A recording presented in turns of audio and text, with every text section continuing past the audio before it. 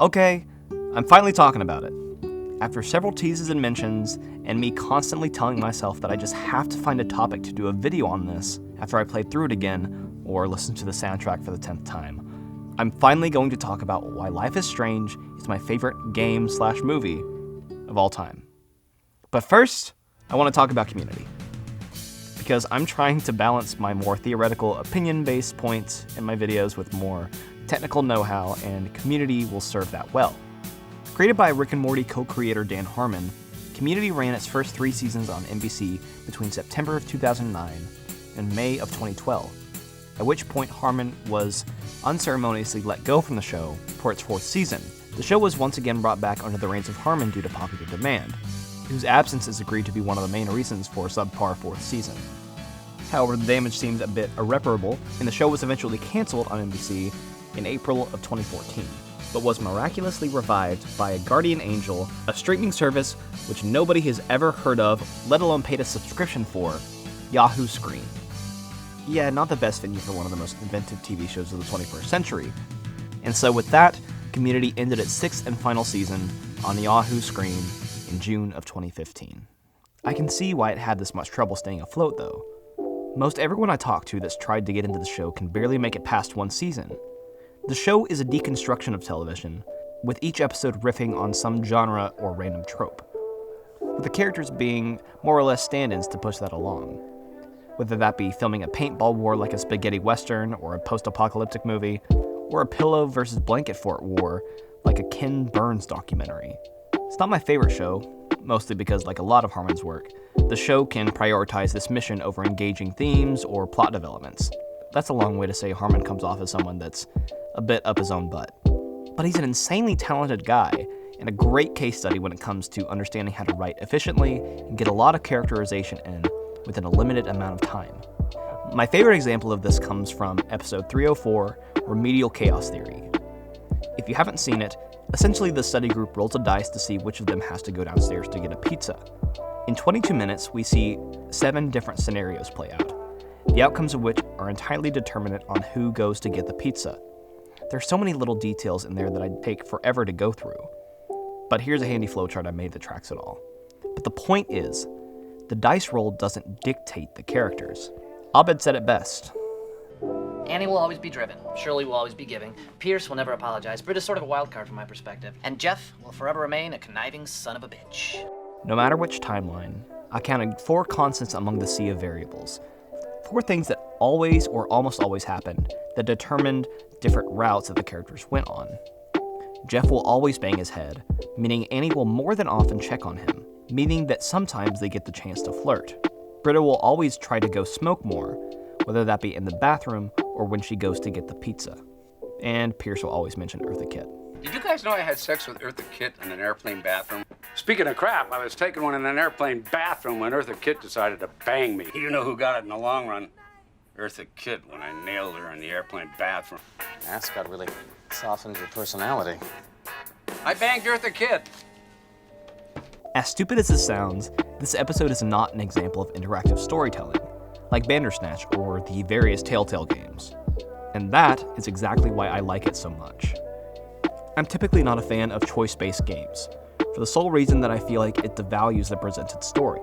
Few games I've played actually have a point to what's considered colloquially bad or good choices. These karma systems typically range from getting access to new abilities, or maybe a path-specific sequence. But despite the drastically different approaches one can take on the personality of the protagonist, key story beats typically come down to a binary choice, and are often scripted from the get-go, meaning that some moments of emotional catharsis or general beats where we are supposed to care now seem trivial or unearned if a character we've treated like crap over the past 10 hours suddenly sacrifices themselves because they love us or whatever. It's so rare to see a game world genuinely shape itself around player actions. Instead, they just evolve into sandbox worlds for players to experiment with, loading and reloading different save states to play out different choices to see what changes. It's a story-heavy style, but still with an emphasis on player engagement rather than story cohesion. But that's just a limitation of the genre. Every choice is always pre-programmed to eventuate in a specific way by the time you get your hands on it. Then comes Life is Strange, a 2015 game developed by Don't Nod Entertainment that tells the story of Max Caulfield, a high school girl who moves back to her hometown of Arcadia Bay, Oregon to study photography at the prestigious Blackwell Academy. Everything's going good until she witnesses a girl getting gunned down in the bathroom, and she suddenly realizes that she can rewind time. She later learns that the girl she saved is her childhood best friend, Chloe Price. What follows is a supernatural twist on the coming-of-age story, where Max makes different choices to decide what friendships and relationships she's going to pursue.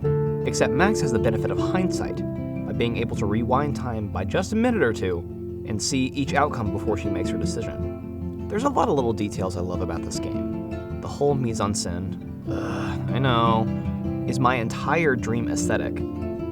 Little things too, like the aforementioned soundtrack, or Max's inner monologue whenever she interacts with anything innocuous in the environment. Final Fantasy Spirits Within.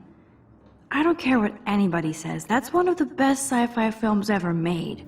Or Chloe's secret little quirk she does whenever she puts up emotional walls. The way the characters move so stilted. All of the little sound design. Fuck this shit! Ow! Damn, I better rewind. Fuck this shit! The unique art style that makes it seem like a watercolor painting come to life.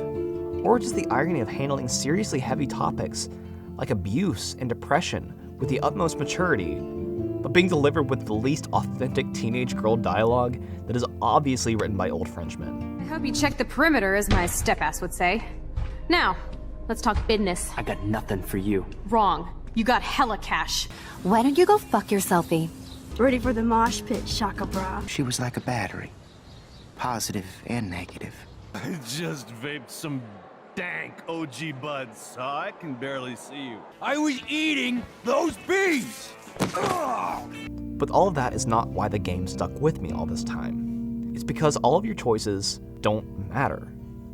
Let me explain. If you're familiar with him/her, please describe Mass Effect's Commander Shepard for me. Stoic, leader, badass?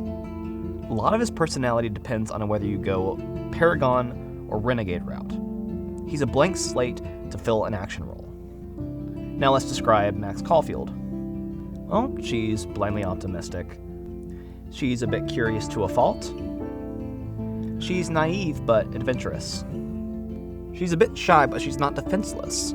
She loves exploring, she loves deer-themed t-shirts, and no matter how content she is with her current life, she always seems to yearn for a bit more. So she doesn't know what she wants, or rather needs, just yet. Character is essential for a coming-of-age tale, as that naivete is our perspective through which we see the world, and if it's inconsistent, then there can be no follow-through on theme. If there's none of that, then the quality of the choice-based game is dependent wholly on how impactful you felt the choices you made were. But again, Life is Strange's choices don't matter. They're just a tally on the game's end screen. Throughout the 5 episodes, all of Max's decisions are either neutral or positive. Worst case scenario, they're a bit coy. Even if she lets Warren beat up Nathan instead of intervening, or continues to hide in the closet when Chloe's step-douche catches her smoking weed, it's presented as something more nervous and non-confrontational than blatantly spiteful. Anything objectively delinquent is due to that influence from Chloe. It's just a part of Max's journey growing up and becoming more decisive. That consistency of Max's character ensures that the game gets its point across clearly. Throughout the last 2.5 episodes, Max and Chloe get deep into a mystery involving the disappearance of Rachel Amber, fighting off serial killers and uncovering drug plots out the wazoo. In an attempt to avoid messing up, Max keeps rewinding time, hoping for a better outcome. Jumping through what-if scenarios, going all the way back to the death of Chloe's father so many years ago. Seeing how things would have played out just a little bit differently had she hidden a set of keys.